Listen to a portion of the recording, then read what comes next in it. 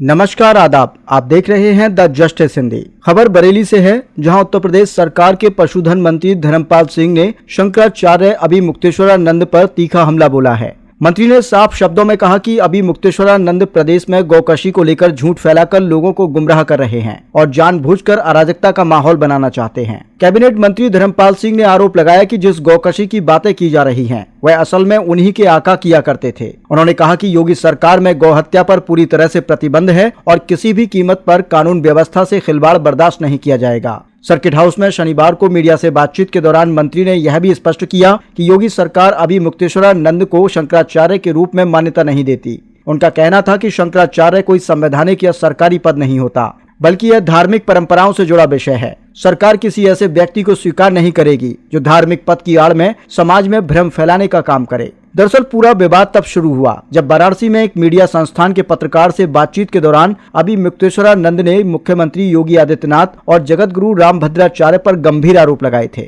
उन्होंने कहा था कि गौहत्या बंद कराने की मांग करने वालों को घेरा जा रहा है और अगर सरकार सच में हिंदुओं की हितैषी है तो गौमाता को राज्य माता घोषित करें और यूपी से गौमांस का निर्यात बंद करें, नहीं तो हिंदू नाम मानने की चेतावनी दी थी। इसी बयान पर पलटवार करते हुए मंत्री धर्मपाल सिंह ने कहा कि प्रशासन का काम किसी धार्मिक विवाद का फैसला देना नहीं, बल्कि शांति और कानून व्यवस्था बनाए रखना है। उन्होंने दो टूक कहा कि जो भी व्यक्ति धार्मिक मर्यादा भूलकर कानून तोड़ेगा, उसके खिलाफ सख्त कार्यवाही की जाएगी। मंत्री ने बताया कि उत्तर प्रदेश में गौहत्या और गौमांस पर पूरी तरह प्रतिबंध है और प्रदेश से केवल भैंस, बकरी और सुअर का मांस ही नियमों के तहत निर्यात होता है। उन्होंने याद दिलाया कि 2017 में सत्ता संभालते ही योगी सरकार ने सबसे पहले अवैध बूचड़खानों पर कार्रवाई की थी और आज हजारों स्लॉटर हाउस बंद कराए जा चुके हैं। इसके साथ ही पशु तस्करों पर एनएसए जैसी कड़ी कार्रवाई की जा रही है। मंत्री धर्मपाल सिंह ने सरकार की गौवंश संरक्षण योजनाओं पर भी जानकारी दी। उन्होंने कहा कि गौशालाओं को आत्मनिर्भर बनाने के लिए प्राकृतिक खेती, बायोगैस मॉडल और रोजगार से जुड़ी योजनाओं पर तेजी से काम हो रहा है।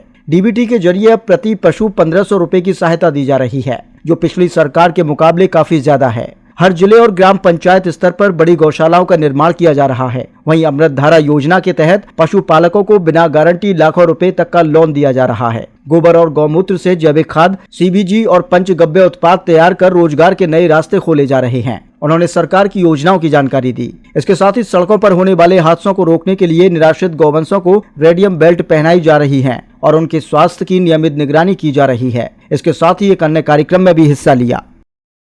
देखिए, श्री मुक्तेश्वरानंद जी झूठ बोल रहे हैं। उत्तर प्रदेश में माननीय मुख्यमंत्री योगी आदित्यनाथ जी सरकार की सर्वोच्च प्राथमिकता गौवंश का संरक्षण करना है। इस दिशा में 2017 से ही काम शुरू कर दिया गया था। मुक्तेश्वरानंद जी को तथ्यों की जानकारी नहीं है। वह कतिपय गौकसों के दबाव में उत्तर प्रदेश में भ्रम और अराजकता फैलाना चाहते हैं। उत्तर प्रदेश में योगी सरकार के बनते ही पहला काम अवैध बूचड़खानों को बंद किया जाना था। ये योगी सरकार का पहला निर्णय था। गौकसी का कार्य अमुक्तेश्वरानंद के आका किया करते थे। अमुक्तेश्वरानंद को संभवतः ये जानकारी ही नहीं है कि उत्तर प्रदेश में गौमांस, गौहत्या पूर्णतः प्रतिबंधित है। यहाँ उत्तर प्रदेश में केवल सुअर, भैंस एवं बकरे का मीट नियमानुसार एक्सपोर्ट किया जाता है। उत्तर प्रदेश सरकार ने गौहत्या अधिनियम को और अधिक सख्त एवं प्रभावी किया है। उत्तर प्रदेश में माननीय मुख्यमंत्री योगी आदित्यनाथ जी की सरकार आते ही अवैध बूचड़खानों पर ऐतिहासिक कार्रवाई की गई। 2017 के बाद पूरे प्रदेश में हजारों अवैध स्लॉटर हाउस बंद कराए गए। पशु तस्करी पर सख्त कार्रवाई की गई। गौकसी के मामलों में राष्ट्रीय सुरक्षा अधिनियम एनएसए तक लगाया गया है। तमाम अपराधी जेल में पड़े सड़ रहे हैं और इस पर हमारी सरकार का साफ रुख है कि आस्था से खिलवाड़ नहीं चलेगा। अब मुक्तेश्वरानंद मामले में सरकार का रुख पूरी तरीके से स्पष्ट है। सरकार किसी को शंकराचार्य घोषित नहीं करती। शंकराचार्य पद सरकारी नियुक्ति नहीं है, ये कोई संवैधानिक पद भी नहीं है। हमारी सरकार का स्पष्ट रुख है कि ये मठों और परंपराओं का विषय है। धार्मिक पद को राजनीति का औजार नहीं बनने दिया जाएगा। हमारा स्पष्ट मत है कि कोई भी व्यक्ति अगर धार्मिक पद की आड़ में भ्रम फैलाता है तो उसे सरकारी मान्यता नहीं मिल सकती। प्रशासन केवल कानून व्यवस्था और शांति व्यवस्था देखता है। सरकार किसी विवादित धार्मिक दावे का समर्थन नहीं करती। अवमुक्तेश्वरानंद जी को सरकार ने शंकराचार्य नहीं माना है और ना ही किसी आधिकारिक मंच से मान्यता दी है। हमारी सरकार का सिद्धांत है विवाद से दूरी, व्यवस्था पर फोकस। हम फिर से स्पष्ट कर दे रहे हैं कि गौकसी पर योगी सरकार की नीति जीरो टॉलरेंस की है। उत्तर प्रदेश में कानूनी तौर पर सुअर और गाट का मीट का कारोबार है। धार्मिक पद सरकार नहीं बांटती, लेकिन कानून तोड़ने की छूट किसी को नहीं है। और इसी तरीके से उत्तर प्रदेश में योगी सरकार गौ संरक्षण के लिए तमाम अच्छे कार्य कर रही है।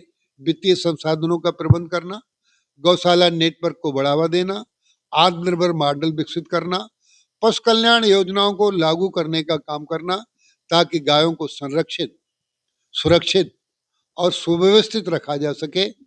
सरकार ने बहुत महत्वपूर्ण कदम गौ संरक्षण के लिए उठाए हैं। गौ संरक्षण के लिए बजट भी आवंटित किया है। सरकार ने गौवंश संरक्षण व नेचुरल फार्मिंग के लिए राज्य में बजट की घोषणा भी की है।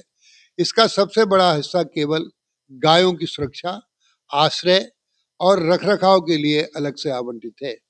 इसमें गौशालाओं को आर्थिक रूप से सशक्त और आत्मनिर्भर बनाने की रणनीति शामिल है। गौशालाओं का नेटवर्क का विस्तार भी किया गया है। राज्य में प्रत्येक जिला स्तर पर गौशाला, गौ आश्रय केंद्र स्थापित करने का काम किया जा रहा है। हर शहरी, ग्रामीण पंचायत और नगर निगम में गौशालाओं की स्थापना पर ध्यान दिया जा रहा है। प्रत्येक गौशाला में कम से कम 1000 पशु क्षमता का लक्ष्य रखा गया है। इसके लिए गौ वेलफेयर सेस लागू किया गया है और नियमित फंडिंग सुरक्षित हो, मंडी परिषद, एक्साइज इत्यादि से भी सेस की व्यवस्था करके गौ संरक्षण में योगदान करने का काम किया गया है। गौवंश संरक्षण की तमाम अच्छी कल्याणकारी योजनाएं। अमृत धारा एक योजना है जो गौ पालन को प्रोत्साहित करती है। प्राकृतिक खेती को बढ़ावा देने के लिए काम किया जा रहा है। किसानों को 10 लाख रुपए तक का ऋण, मजबूत ऋण सहायक उपलब्ध कराना है। 3 लाख रुपए तक के ऋण की गारंटी की आवश्यकता नहीं है, जिससे छोटे गौपालनकर्ताओं को पालने के लिए, गाय पालने में आसानी हो सके। ये योजना गौशाला की आर्थिक रूप से स्थिर बनाने और गौवंश को संवर्धन और कृषि से जोड़ने का प्रयास है। गौशालाओं को आत्मनिर्भर इकाइयों में बदलने का काम करना। सरकार गायों के गोबर, गौमूत्र, पंचगव्य उत्पाद आदि पर काम करने का काम योगी सरकार कर रही है। हम गाय के दूध के साथ साथ गौमूत्र पर भी अब काम करने जा रहे हैं। इसमें गौशालाएं व्यवसायिक गतिविधियां जैसे जैविक खाद, कंपोस्ट खाद, बायोगैस, सीबीजी, पीबीजी आदि का निर्माण। इससे रोजगार का सृजन होगा और गौशालाएं आत्मनिर्भर बनेंगी और हमारा ये मॉडल के रूप में हम इन केंद्रों को विकसित करने का काम किया जा रहा है। गौशाला में पशुओं के स्वास्थ्य की सुविधा पूरी तरीके से हो। बीमार होने पर उन्हें मेडिकल की सुविधा दी जाए। चेकअप, टीकाकरण, चिकित्सीय सुविधा पर पूरा फोकस रहता है। 2025 और 26 के बजट के तहत सरकार ने डायरेक्ट बेनिफिट ट्रांसफर के माध्यम से गौवंश को 1500 रुपए की सहायता देने की व्यवस्था की है। सपा सरकार में मात्र 900 रुपए थी। हमारी सरकार ने स्पष्ट कहा है कि राज्य में गायों का अपमान या वध नहीं बर्दाश्त किया जाएगा और इसके लिए प्रशासन स्तर पर निरंतर निगरानी होती है। हर जिले में कमेटियों का गठन कर दिया गया है। ग्रामीण और शहरी व्यवस्था में भी, शहरों में भी योगी सरकार की प्राथमिकता है कि निराश्रित गौवंश किसानों के खेतों में, सड़कों पर दिखाई ना दे। इसके लिए गायों का हम संरक्षण कर रहे हैं। सड़क पर एक्सीडेंट से बचें, उनको रेडियम बेल्ट पहनाने का काम कर रहे हैं। योगी सरकार का पूरा फोकस है कि गौशालाएं आत्मनिर्भर बने ताकि गायों का पूरा संरक्षण हो सके। धन्यवाद।